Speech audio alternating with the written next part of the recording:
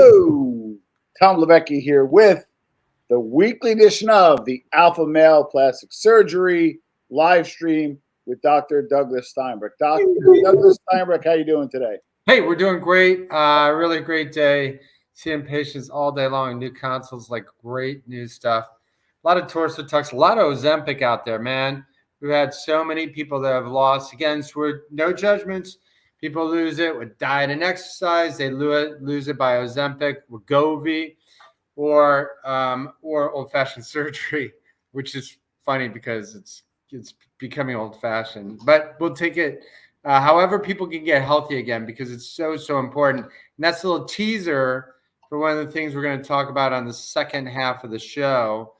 An interesting study that was in the news today. Go ahead, Tom. No worries. So I'm like kind of a little informal. I have to admit, I'm getting inspired by this show between Anthony Lolly, who went from fat Lolly to six-pack Lolly. Alex Porro, check out the Skin Deep documentary. I will repeat, please check out the Skin Deep documentary featuring Alex and Dr. Steinbrech about Alex's journey. Now, the next journey, we're just going to touch on it because it's going to come on the show in a later time. Doc went a little viral this week for a video that did over 12 million views. 12 million. Plus, just on your channel, 12.1, and another 4 million on your patient's channel. But let's watch. The show encounters. Yeah. What's encounters? Are they all up? Yeah, you're sick. That is it. Tell us. That 4 seconds. What's that? Quick, easy, simple, but the internet is going crazy over it. What do you do? I'm going to put on mute so you can kind of walk us through the 4 seconds. What are you doing here? Just taking out some drains. Super great patient. We're going to have this patient on. You have got Frank Romano. You have got to go to his Instagram. I think it's, what is it, Frank Romano Sells. We support him entirely, and he'll be on the live stream soon. And he's got a sweet, what is it, a Lambo? What's he got there on that? Yeah, beautiful baby blue Lambo. But anyway, I'm a Jeep guy. What can I say? But this, we're just pulling out some drains. He's going to tell us all about the surgery that he had when he comes on the show next week or whenever we can get him. He's a busy guy. And hold on. This is important. What? Because Doc and I were chatting. We don't want to leave any stone unturned. What are drains? What are they used for? And typically, what procedures are they used for? This is the educational portion of the show. So drains are our friends. Drains take out the fluid, take out any residual blood, take out the tumescent fluid, which is the fluid that we squirt in to do liposuction. They can be very, very simple open drains. We call them open because they're a little noodle that comes out and just allows the fluid to passively run into a little bit of sterile gauze. Or they can have the grenade drains, sort of like the ones you saw your Aunt Susie have when she had her tummy tuck or had some other abdominal procedure. So they help us have the patient drain the areas so the skin heals down and recovery goes much faster, the less bruising. So that's the reason why we use drains. How long are drains typically in for? As little as 1 day. If I'm doing a facelift, it may be 1 day. Take them out the next day. As long as could be in for 2 weeks, 2.5 weeks. If it's a larger case, 360 torso tuck or fleur-de-lis. Fleur-de-lis is when we make an incision. So we bring down everything, bring the tuck the shirt in the pants, but we also bring the shirt in and button them up in the middle. Okay, so they're part of the healing process. And then what made this kind of video special? I know it's short and it's sweet, but like I guess you have a technique where you distract the patient when you pull them out, or what was Yeah. So we what we do is we talk about other things, and the mind, the brain is extraordinarily powerful, and our perception is extraordinarily powerful. And people can have such anxiety about pulling out drains, and they read about it on the internet, or everybody likes to tell us good stories. So they'll say how when they had their surgery that it was the worst part of the surgery. So there's a lot of anxiety that builds up over this one moment. Yeah. So what I do is we just talk a little bit about other things, and before you know it, they're gone, and nobody really knows it. But I always kind of do a little wink, wink to the other people in the room so they know that in a compassionate way, it's about to come. I love it. And I have some secret code words to the people, my staff, when they know it's coming. I love it. So this week is Thanksgiving. A lot of people are traveling. You know, myself, like I said, this show has been an inspiration for me between Alex, Anthony, and now Frank. Yeah. Going to the gym. I'm seeing a personal trainer. So, you know, hopefully you'll see less of me in the future. Hopefully you'll see less of me in the future. But my point being is Thanksgiving is coming this week, you know, and you being a guy who's in that's a funny thing. People think plastic surgeons kind of want you, you know, all fat or you come in all fat. Generally, like most of the people that come in are generally healthy. They just need a push or they have loose skin from weight loss. What are some of your tips as a plastic surgeon to the people that are watching that are kind of facing this week and some of those demons when it comes to food? Well, I have an old list of good habits, and they apply to Thanksgiving too. And one of them is, and it's really hard because at Thanksgiving you do it family style, where everybody puts everything on the table and then you pass it around. Well, I grew up in Iowa, and we used to call it a manna style. But you can't do that because when your plate is empty, it's empty. So if you really are trying to lose weight and you want to do Thanksgiving the right way, set a different little rule. Put everything on a buffet or everything in the kitchen on the kitchen table. You fill up your plate, and once you're done, that's it. That's it. You're done. You're not allowed to grab what's on the table. That's one thing. And in some cases, if people are really losing weight, Tom, you're gonna love this. Fix your dinner, put it on a plate, and you do one more step. You put all the food in the refrigerator. It is done. So when you want to have some more, it's already cold and it's not quite as appetizing. Yeah. Or if you're done with the cake, this is great. This is from Sex and the City. And you just keep on eating that cake that's been left over from 3 days ago. And if you're like me, I grew up poor in Iowa, and it was like a sin to waste that. And my staff knows, like, I'll probably eat food to my detriment because I don't want to throw it away because it's like a mortal sin. People are starving and whatever. I'm not going to say which country we all say. But this on Sex and the City to prevent, like, because I think it was one of the girls she even threw the cake away. She was depressed about breaking up. Of course, it was a relationship. So what she did is she even dug it back into the trash, pulled the cake out, and took another piece. And then she's like, "This, I can't do this." She threw it away again. Then and this is what you have to do: put dish soap on it so that you don't go back and eat it. But other things you do is nothing white. White is going to be a processed sugar. It's going to be a pasta. Nothing crunchy unless it's from the ground. Yeah. So crunchy things are crackers, potato chips. Crunchy things from the grounds are carrots and celery. Yeah. Nothing in a box. Nothing in a bag. What's that going to be? Cookies and potato chips. The obvious. You've heard this one before. Don't go grocery shopping when you're hungry. Go grocery shopping when you're full. I've even seen some people who have a big family and they just put padlock on the pantry and give somebody else a lock so that the kids can get in, but the one trying to lose the weight can't. Now, let's just say you're looking to, you a good old day, kind of your cheat meal, not cheat day. We got to get the cheat day out of the vocabulary, but cheat meal as per my trainer. Go heavy on the proteins, no? Yeah, you want to have a lot of proteins. Proteins are going to be good.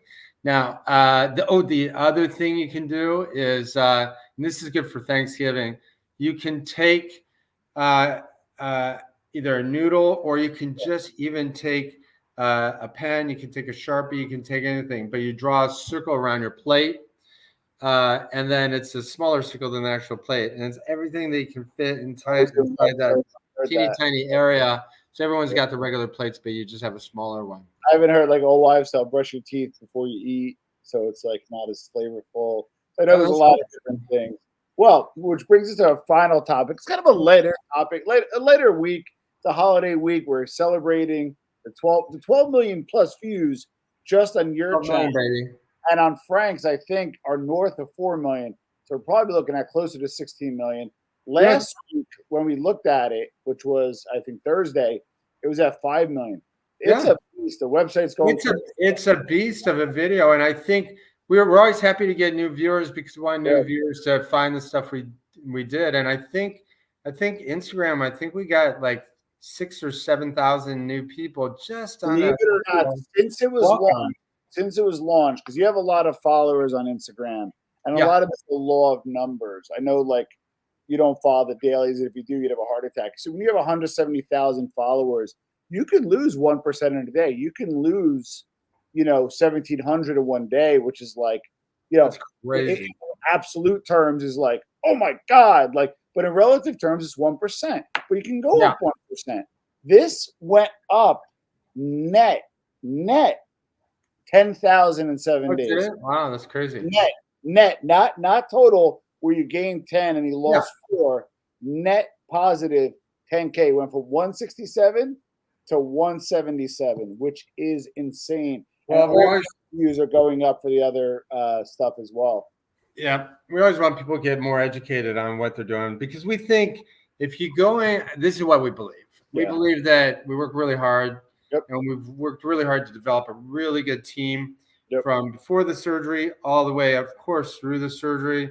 Best technicians, the best assistants, and because we do so much of this, and I don't mean like high volume, quick run through. I mean good quality surgery, and what I like to say is craftsmanship. Is really after you've been to Taylor and he's done a lot of them, but it's not about how fast or how many you're going to crank. It's about making each suit really beautiful and finely tailored. And it's about the craftsmanship that's what we're into. So I'm always happy that we get more people to our website because I see so many people probably now in my practice, probably 40% have had another procedure, maybe higher, 45% have had another procedure from another surgeon and they're not happy.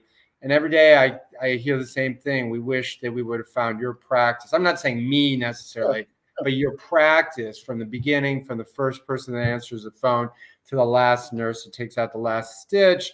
I wish that we would have found your team in all 3 centers of excellence, New York, LA, and Chicago, that we would have gone with you guys first. And it also, I can get a better result from someone that hasn't developed scar tissue from another surgeon. So I'm happy that we get those extra viewers. So a lot of guys that do watch is, and there's some watching now when you get the replay crew, a lot of people don't like to maybe comment as much.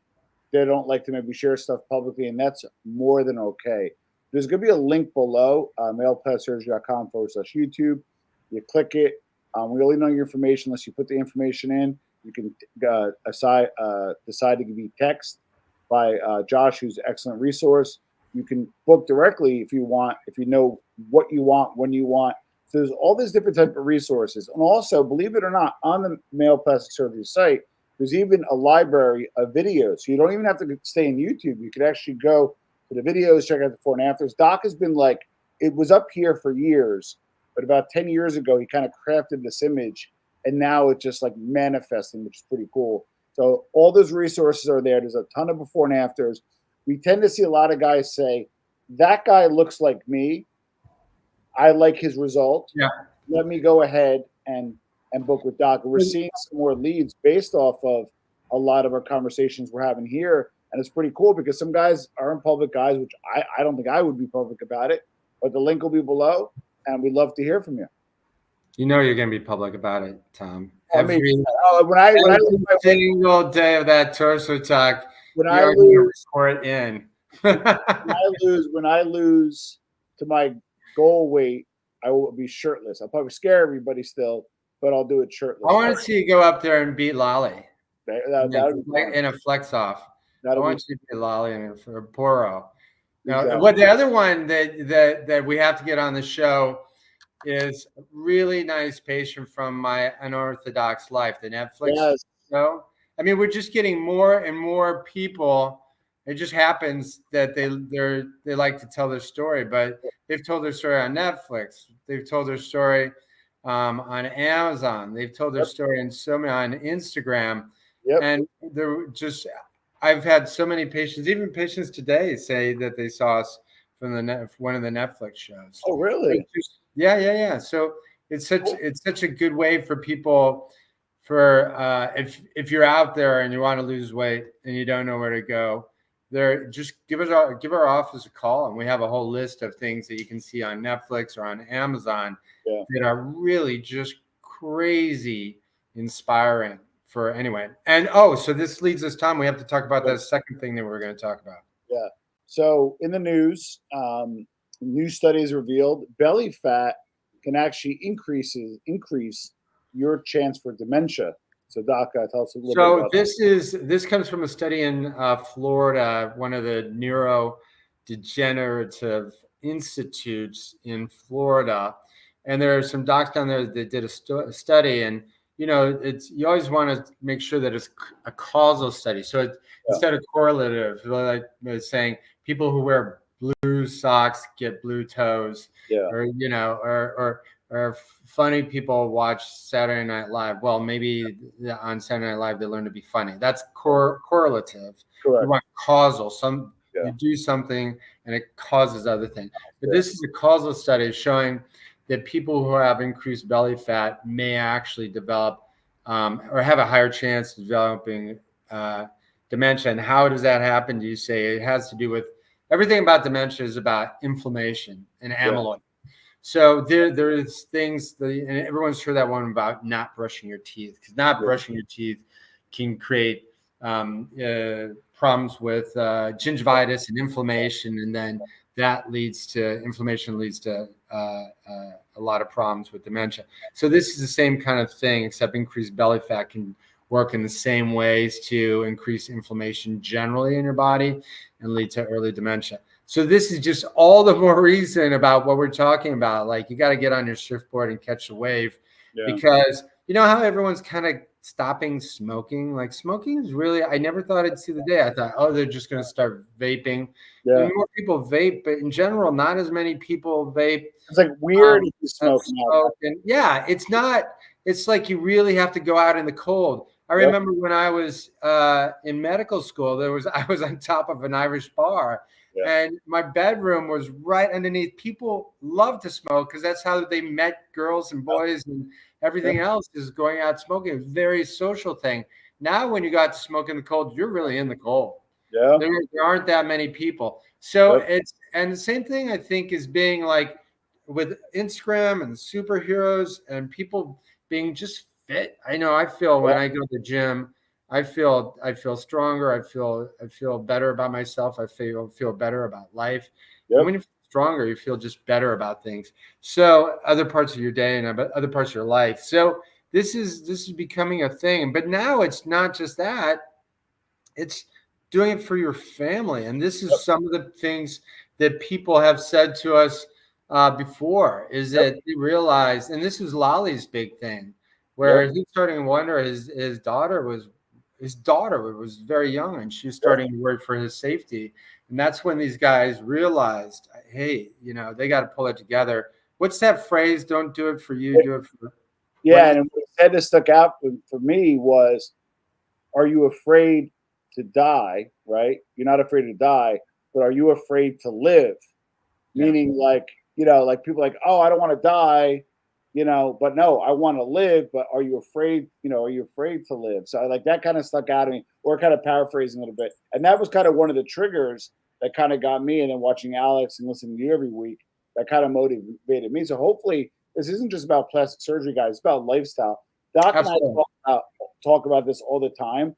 Like, we envision eventually his practice being about kind of like almost like a wellness center for men, whether it be like sexual health, whether it be private like fitness, whether it be weight loss, and obviously he has some programs already. but that's kind of where it's going. And Doc is always on the forefront, so don't be shy. Maybe it might not be his wheelhouse, but if it's not, he knows somebody in that space. Yeah. Who is. And the cool thing is, I was really excited when you said if you're that loose skin guy and maybe you're 20 pounds away from goal, come in. Don't wait till you're flappy. Come in, and you can maybe help them get there. So this study made the news and everything else. Do you think maybe it'll kind of stay in that space, or you think the plastics may kind of pick that up and get a little bit more involved with weight loss? Where do you think, as part of a plastic surgeon yourself? I mean, I think more and more practices are seeing the benefits from offering Wegovy, Ozempic, and that's just going to make more. It makes sense, and that's just going to make more people lose that weight and get healthier. And then we trim it off, and everybody's off to the races, off to the gyms. Didn't do it this week. Before we conclude, it's supposed to be a shorter one. Of course, we go over 20 minutes, but I love talking to you. So what? Okay, today was a consult day. What did you see consult-wise? Because we're always like, what surgeries you do today? Basically, the consult's like the crystal ball for the next 3 months or so. Because obviously people book and they get surgery, or maybe they get injectables today. What did you see today? Today was just a complete variety. I mean, most of it was body work, a 360 torso tucks. Oh, wow. One guy was the body banking, taking it all out, doing a daddy do-over, which is up to the shoulders. We call it the triple play. Shoulders, traps, chest is where we're going to do our body banking. Another guy was a really happy patient that we already did a torso tuck, but he came back. We did a chest lift with laser. His face looks beautiful. Got to do a laser episode from the practice. We do, because this guy, he was Irish, and he was just like ruddy, and the freckles and everything like that. I love freckles, but he just wanted to clean things up, and I was stunned how nice of a result he was. Even tone, rid of that redness to his face, very even look, and tighter skin, tighter pores.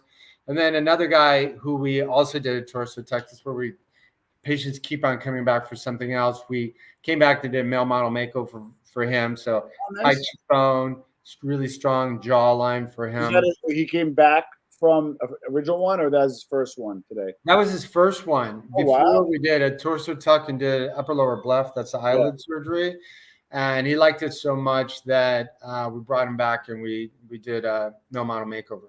That's why I tell people all the time, because I work with inside the practice, and you kind of get people ask questions. Hey, really want to come in? When should I come in?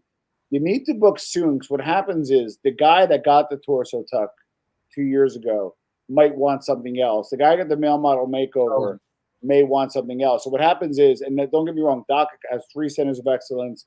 He accommodates every patient, even as online visits, online consultations where appropriate. If you're out of the country, you're out of the area, but don't take it for granted. If you're really serious about booking, you're going to want to book soon. Because I always hear guys say, I want to get my surgery in February when I, take off time, or I'm a teacher and I do it in March. Well, you got to work back. You got to get your consult, clearance, alignment, that kind of stuff. So if you're on the fence, guys, put the lead in. The inquiry in rather. Sorry, I'm such a marketing guy. And get in touch with Doc and his team, and you won't regret it. If some reason, if you have any questions and you feel like chatting publicly, comment section's there.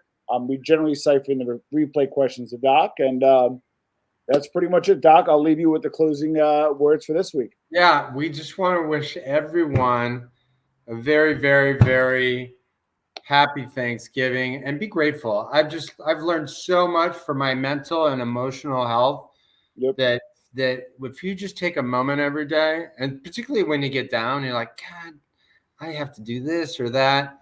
Just flip it around and say why for that moment, even though it may be a torture or a pain for whatever reason, there's some blessing in there. There's some reason why, if you're working late or if you're working hard, you should feel grateful that you're blessed to be able to work so late or so hard. However it is for you, there's always a blessing in there, and we need to remember that for Thanksgiving. And the last thing I'm going to say if you're going to have surgery with me, eat a lot of food, eat a lot of carbs. And if you're recovering, and all my patients, because I said this to everybody today, when is the last time your doctor said go back and eat more mashed potatoes? But everybody who's recovering from the surgery, this is a whole other show. Lots of carbohydrates to help repair and to help keep the cells wherever we bank them. So I want all my post-op patients to eat a lot of turkey and a lot of mashed potatoes and stuffing. And then for anyone that's trying to lose things on the Ozempic, Wegovy, or you've had a procedure, just back out on the carbs and the calories why that's that part of your journey. All right, Tom. That's it. Congratulations, Doc. Well over 12 million views on Instagram. We'll see you guys next week, and happy Thanksgiving all.